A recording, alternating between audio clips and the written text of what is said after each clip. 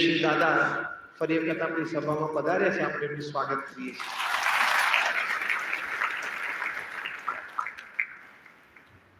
એટલે એમનો વિશાળ અનુભવ, એમનું વિશાળ જ્ઞાન, એમાંથી એમને આપણને આ બંને વાત જીવનલક્ષી અને મોક્ષલક્ષી બે પ્રકારની સુંદર વાત એમને આપણને કરી છે, જે સમગ્ર શાસ્ત્રના સાર રૂપે છે. તો પ્રસંગ એવો છે કે એક વખત પ્રમુખ સ્વામી મહારાજ અમદાવાદમાં હતા અને એક યુવાને પ્રમુખ સ્વામી મહારાજ પાસે આવીને પોતાની મૂંઝવણ ઠાલવી. પોતે આઈએએસ અને યુપીએસસી માટે પ્રિપેરેશન કરતા હતા, એટલે બુદ્ધિશાળી હતો, હોશિયાર વિદ્યાર્થી હતો. એણે આવીને સીધું પ્રમુખ સ્વામી મહારાજને પૂછ્યું કે જીવનના અંતે મૃત્યુ નિશ્ચિત છે, તો પછી જીવન જીવવાનો હેતુ શું છે? જીવનના અંતે મૃત્યુ નિશ્ચિત છે, તો પછી જીવન જીવવાનો હેતુ શું છે? પ્રમુખ સ્વામી મહારાજે ત્વરિત, મેં કહ્યું એમ 40 લાખ લોકોને વ્યક્તિગત મળીને એમના પ્રશ્નનું સમાધાન આપ્યું છે. 7.5 લાખ પત્રોના લેખિત ઉત્તર એમણે આપ્યા છે. 3.5 લાખ ઘરે પોતે જાતે પધરામણી કરી છે. એટલે પોતાના વિશાળ અનુભવ, પોતાનું જ્ઞાન, સમગ્ર શાસ્ત્રના સાર રૂપે એમણે ખૂબ સુંદર ઉત્તર આપ્યો, ત્વરિત ઉત્તર આપ્યો.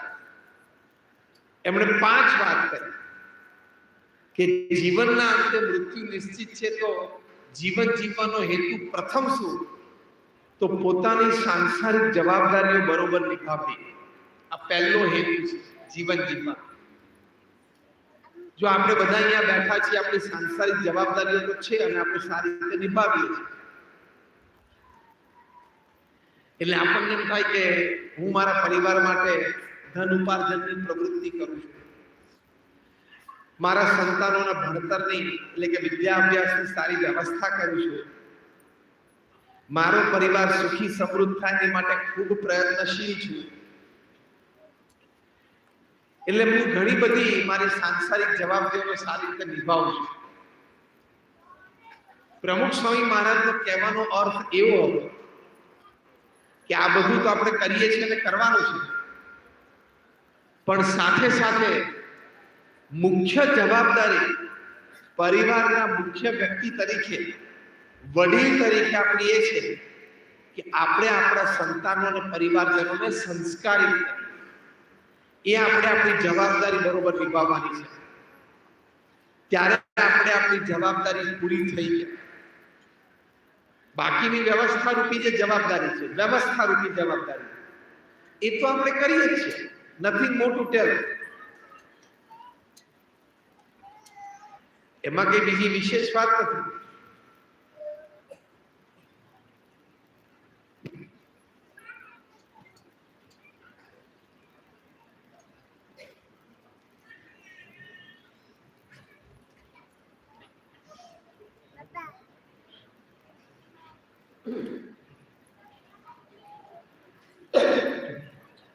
એટલે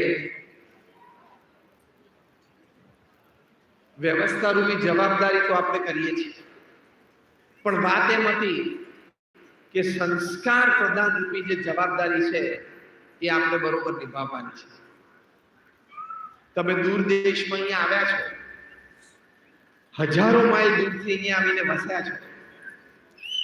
પ્રારબ્ધ અને વ્યવસ્થા અને તક જ્યાં મળે ત્યાં આપણે જઈએ ની ના નથી, પણ આપણે આપણા સંસ્કાર, સભ્યતા, સંસ્કૃતિ ભૂલવી નથી.